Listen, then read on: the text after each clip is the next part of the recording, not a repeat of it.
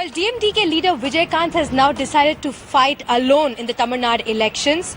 Now, Vijayakanth was a man in demand till he made his decision as parties such as the BJP, the DMK and the Congress were trying to rope him for an alliance.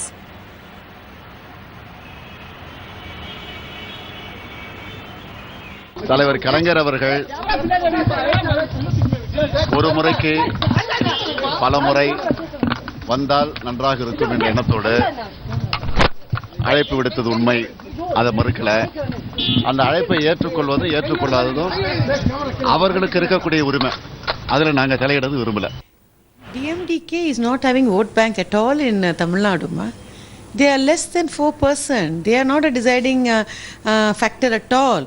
Some parties are running behind him because they don't have confidence that they won't. DMK is begging. BJP is begging. They don't have confidence to come and stand in the election in front of AIDMK. Well, most political parties trying to join hands with each other, but this particular stand that has been taken by DMDK's Vijayakanth has left the DMK red-faced. I'm now joined by political commentator Mr. R. Mani. Thank you so much for joining us, sir. If I can ask you now, the point remains that what will be the implication of this elections because of the stand that has been taken by Vijayakanth? See, whether one likes it or not, Vijayakanth's decision is definitely a setback for the DMK. See, the DMK has for the past 2 months and more has created an impression that they will come back to power if DMDK joins their alliance. That was the message sent across down the line, both within the party and outside the party.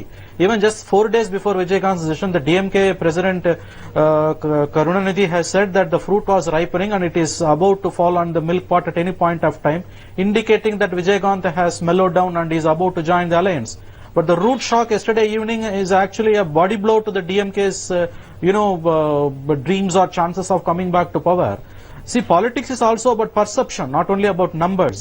Perception-wise, the DMK, I think, has started losing the battle. But at the same time, sir, if I can say that possibly a disunited opposition could well be an advantage for Jayalalitha, isn't it? Absolutely. See, in any given day, this is simple arithmetic. In any given day, ADMK vote bank is a little bit over than the DMK. It enjoys just 4 to 6% or up above that from time immemorial. So, in case of a multi-corner fight, this is going to be a 6-corner fight this time, it seems.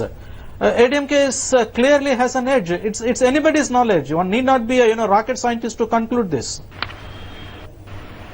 But sir, will we see a split in votes happening this time because of this move?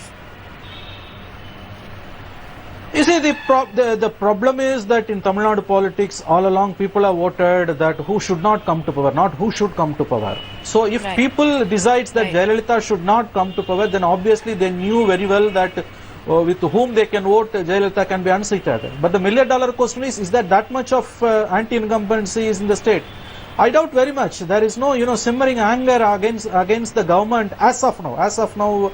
And that's the reality in the state. So given the situation, I think this 6-corner fight is a clear advantage for Jayalalitha.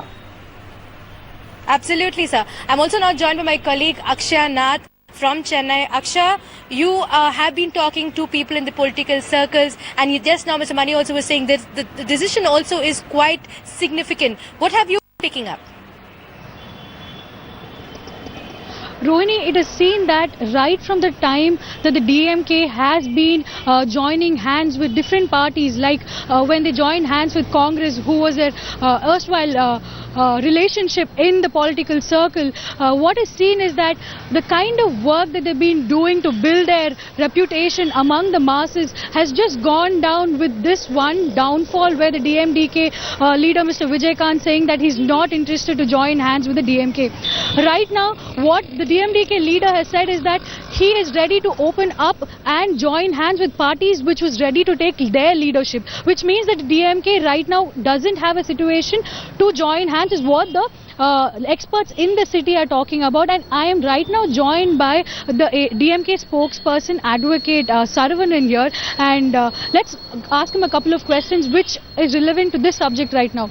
Welcome to the show, sir, and could you please tell us, like, what is the DMK cadre's emotion right now? What are you guys thinking? It was a huge expectation, and Dr. Karunanidhi had actually said that this will definitely happen, but now with it not happening, how are you guys feeling?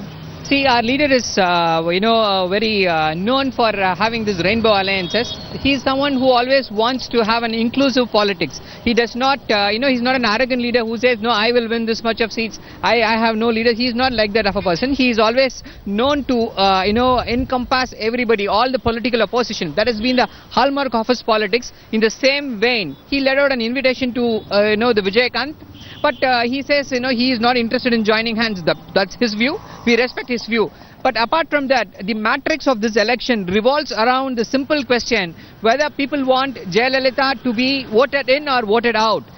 The ground situation is there is a lot of anti-incumbency. There is nothing has happened in this government. So the people want to vote out Jayalalitha. If people want to vote out Jayalalitha, they have to vote out to the party which will unseat her. And DMK is certainly the only party which can unseat her. In that fact of the situation... Sir, let me cut you there. But you guys even haven't projected a proper CM candidate right now.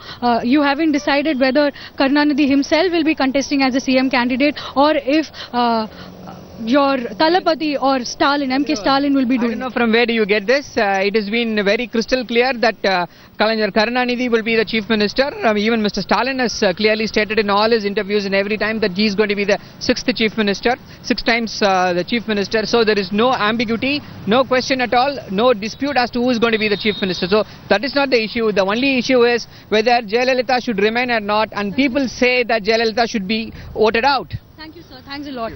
So Rohini, that is the situation here. DMK is very hopeful that they'll still be able to vote out AIADMK from the upcoming elections. Back to you, Rohini. Well, thank you so much, Akshay, and your guests for joining us. That's all we have in this edition of Up South this evening. News and updates will continue on the other side in India today. Not everyone in our country is allowed to default on a bank loan. While billionaire Vijay Mallya is sitting abroad after defaulting on a bank loan worth 9,000 crores, a poor farmer from Thanjavur in Tamil Nadu was brutalized. So this time it's going to be me who's going to be talking to you. It's going to be me who's going to tell you what's new from the world of technology. We have news, we have reviews, and we have Sahil doing the Redmi Note 3 review. And